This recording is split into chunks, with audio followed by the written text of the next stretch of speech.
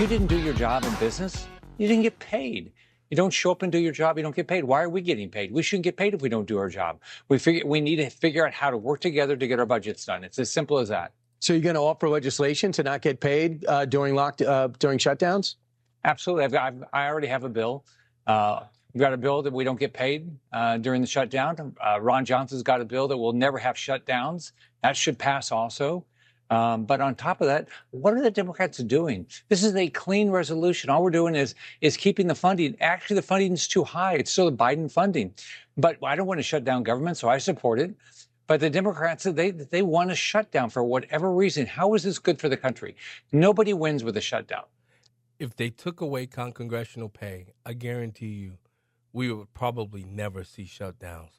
And we never hear things like this. What if we just I don't know. What if we just overthrow the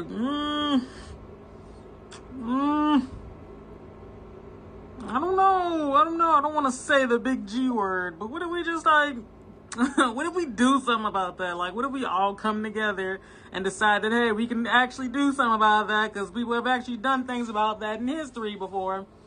Washington's hypocrisy has never been clear. While you look at millions of Americans, they're watching their EBT benefits stall. In some instances, that might be a good thing.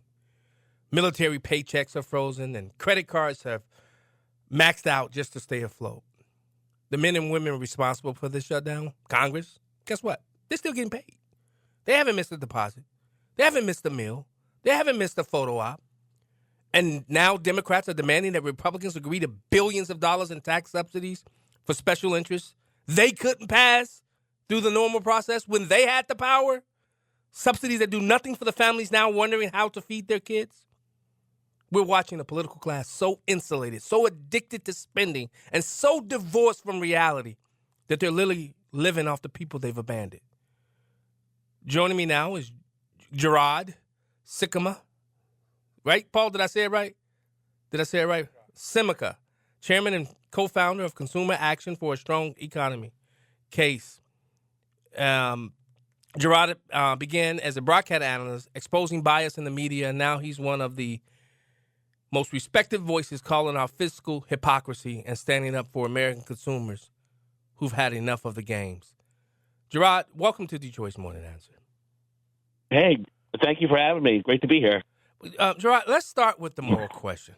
What does this say about our government when the people creating the crisis are still collecting checks while the people funding it are left waiting for theirs? Yeah, it's a little bit of irony because this really stems from the 27th Amendment, which prevents Congress from giving themselves a pay raise. It says that there's no change in congressional compensation until elections held. So now we have the shutdown, and they're still getting paid while, as you pointed out, people in the military, SNAP recipients, seniors, using telehealth, thousands of contract workers and small businesses are going with it, without paychecks or loans or getting funding and having to tighten their belt. And it's like a hunger strike, but you're making the other people go hungry. I honestly would definitely support them not getting paid during a shutdown. But I'll be honest, I don't really think it would make that much of a difference because most of Congress are millionaires. Yeah. And they have other resources like, donors and campaign funds and things like that to get by. I would rather see something where they change the laws on the budget process to where if they don't reach an agreement, the government continues to be funded at the same level, which is actually what the Republican bill would do. But until there is a budget agreement, just to avoid this kabuki theater and these pointless shutdowns, which never accomplish anything. It's just a lot of political grandstanding. I think that when Senator Schumer got a lot of flack for agreeing to the Republican budget in March, he's in a very tough race right now, being challenged by AOC for his Senate seat. And this whole thing may really come down to his attempt to try to be the hero to the Democrats and stand up to Trump, but it's not going very well for him. And so I think a lot of it is politics. There's really no principle or major policy initiative that Democrats can, plant a flag in and say, here's what we're fighting for. Here's what this is all about. This is what's in it for you, the American people.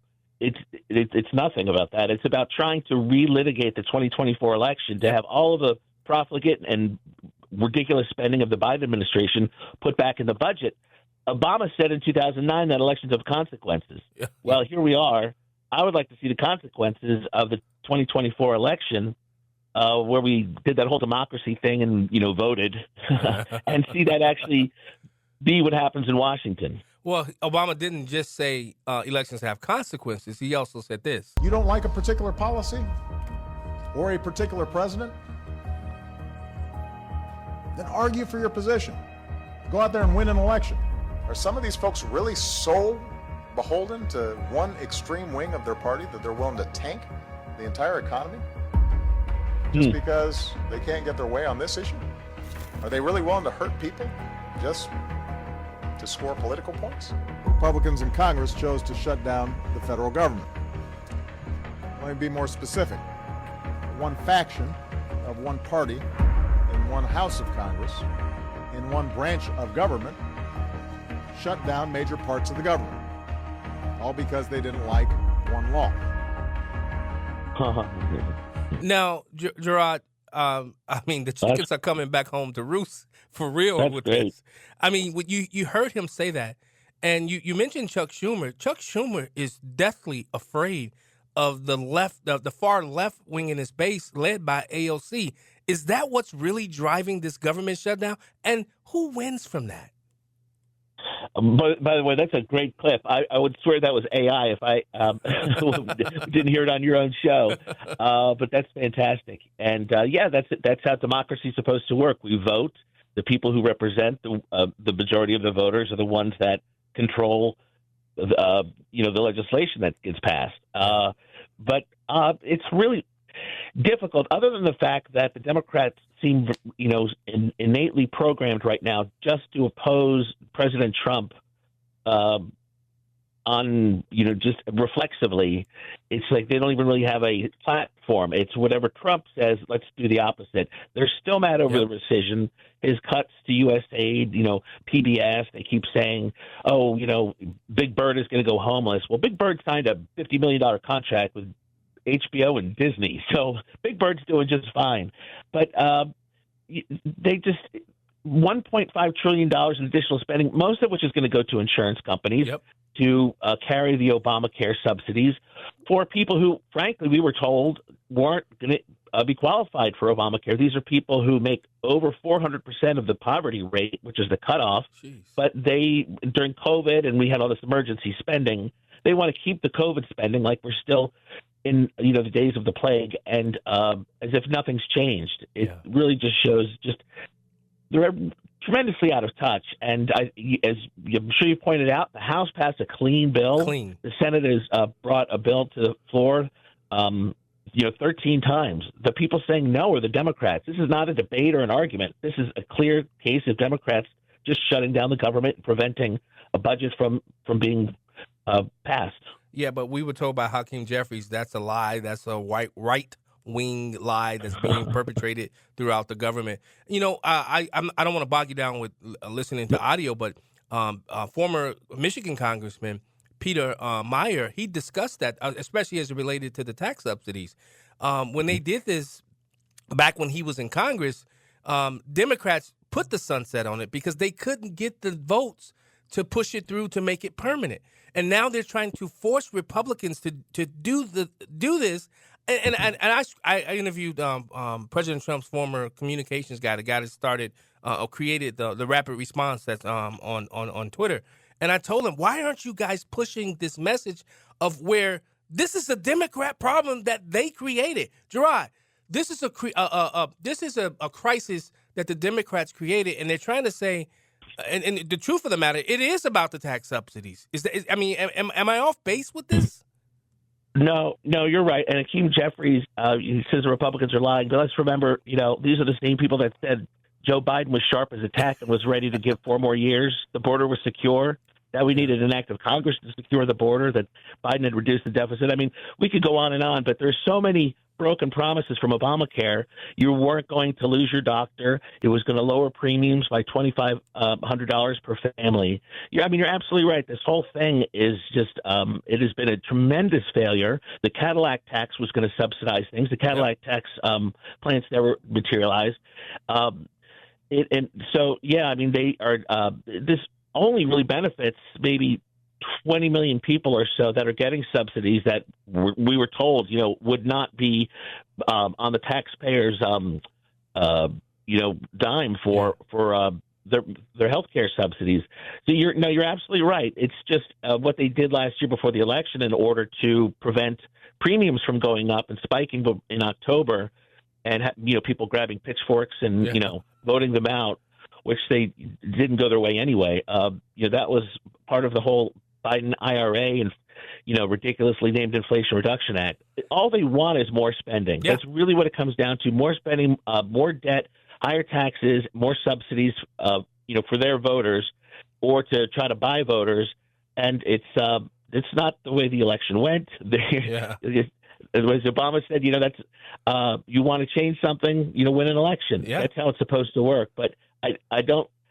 Michigan especially is taking a hit for this for over $1.5 billion a month in lost GDP, lower consumer spending, the belt tightening, the people on SNAP. It's absolutely ridiculous and will solve nothing. So it's I think the people should be held accountable. But it would be nice if we did have some kind of mechanism to prevent this. Yes. This painful and unnecessary kind of infliction of harm on consumers and taxpayers. Yeah, Gerard Scimeca. Here's the question: What's the real economic and consumer impact when people wake up on November 1st if this standout continues? Well, it's just going to be a slow drip of more pain, more belt tightening, of people having to go without. When people are not getting their paychecks, you got about almost 30,000, civilian federal workers in Michigan that aren't going to get paid. They may have, be stuck, dipping into savings, paying bills late and taking on late fees, having garage sales, or all that stuff trickles down to, the stores and the businesses. You have small business loans, almost $100 million a month that aren't getting their loans or their guarantees. They may have to lay off workers. I mean, it's just a mess all the way down the road. The government is very, they have their tentacles in a lot of the financial services and programs, of course. And when it works well and people are getting bang for their buck with their tax money, which, we hope on a more local level can happen. But when that money's not flowing from Washington as it was promised, it's just not there. And so that hits everybody. It trickles all the way through the economy. And you have, the TSA workers. You're going to have more delays at airports, more cancellations, less travel. It's going to hurt hotels. All the way down the line, it permeates the entire economy, and it's just a real shame because it's going to hurt a lot of people. Gerard, do you think this is because I'm starting to think there's something else at play too. The Democrats didn't have the gall or the gumption to pull the nuclear option. Is that because of the 60 vote threshold in the Senate? Republicans have if they wanted to, they could do the nuclear option, correct? Do you think that's what the Democrats they're goading the Republicans to pull the trigger on the nuclear option so that when they get into power, we'll see 15 Supreme Court justices? Because once it's done by one party, the other party takes it to the max. Do you think that's part of the equation? I'm not really sure because the Democrats they pulled the nuclear option on federal judges. Yeah. The Republicans did the same on the Supreme Court during the Gorsuch nomination, I believe, Gorsuch. So really the budget here with the cloture vote on the resolution is really, I believe it's the last place the filibuster exists. Yeah, I can guarantee you the Democrats are absolutely going to, if they were in this situation right now, they would be pulling, they would do it. So it's just a matter of not if, but when the filibuster is gone for good. The Republicans could do it. I think the American people in general would, if they, I don't think it would last the kind of issue that would last the election. I think they want to see things get done, and maybe Senate rules and traditions aren't as germane to their lives right now. So I don't see really any negative point for the Republicans to if they were to do that. But honestly, it's really the ball's in the Democrats. It's time for them to do their job, and for them to do just even if they vote, they can always vote no on the budget. But to not even let there be a vote on it is a government shutdown, plain and simple. It's the very definition of it. Yeah. So they should take all the political pain and hit from this and let people remember that for whatever political posturing and ridiculous spending that they are so dedicated to is what's causing this, then I think they should take their medicine. Yeah. Gerard Scimeca, tell us how Case is responding in real time. What does mobilizing consumer advocates look like when the government itself has gone tone deaf to the public?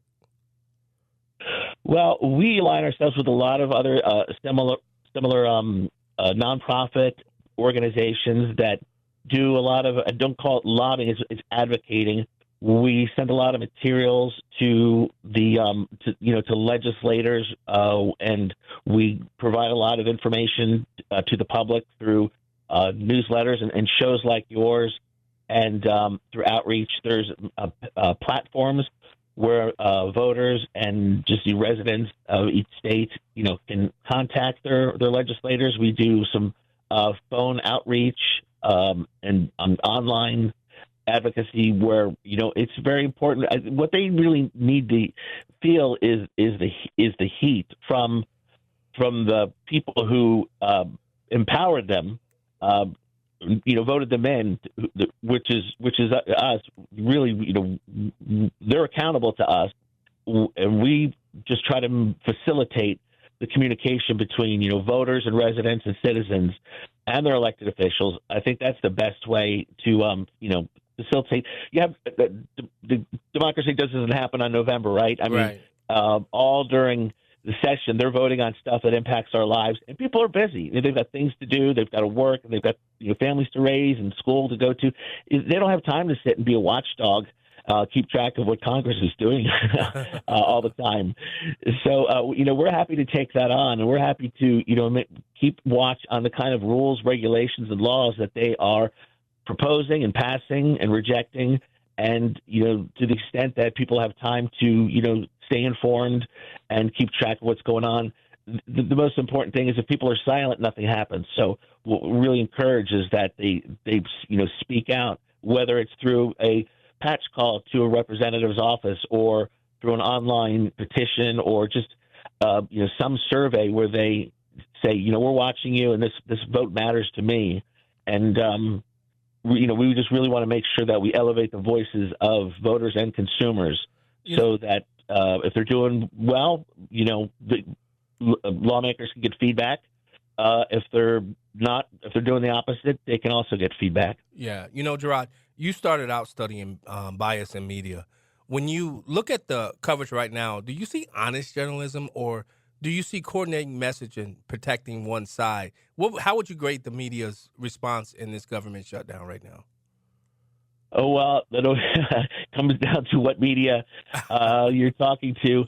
If you're talking about traditional corporate network media, of course, what we get is a lot of funging the facts, calling it, a debate or calling it a standoff. They never are really clear about, the dynamics of what's going on. You had the largest government union on Monday, and then on Tuesday, the pilots union. I mean, these are foundational coalitions of the Democrat coalitions calling for a clean bill. So, their base is saying enough is enough. Their base is turning on them. And you're not going to see that in the media. You're not going to see, if this were Trump, it would just talk about how, pressure is mounting. They would highlight all the people that are they're trying to blur, muddy the waters, blur the lines and make it look like, this is something that, Republicans control everything. Right. So, and now the government's shut down, so it's clearly their fault. Except in the Senate. But that is the kind of reporting you get. You got a 60-vote threshold. Greg, Gerard, we got to leave it right there, but I definitely got to have you back on. Where can people quickly follow you on and the consumer action for a strong economy? Oh, sure. We are at Case caseforconsumers.org is the website, spelled out, Case for Consumers. On X, Twitter, you can find us at case_for America. All right. Gerard Scimeca, thank you so much for joining us and giving us a little bit more clarity on what's happening in D.C. Appreciate it. This was great. Thanks so much. Yeah. Yes, sir. I'll definitely have you back. Wonderful. Thank you. All right. Wow. When after the bottom of the hour, I want to play a clip that J.D. Vance said at Turning Point USA event. I've got a couple of clips that I'm going to play of him at the bottom of the hour, but Rich Miller coming up next from Stack. We'll be right back.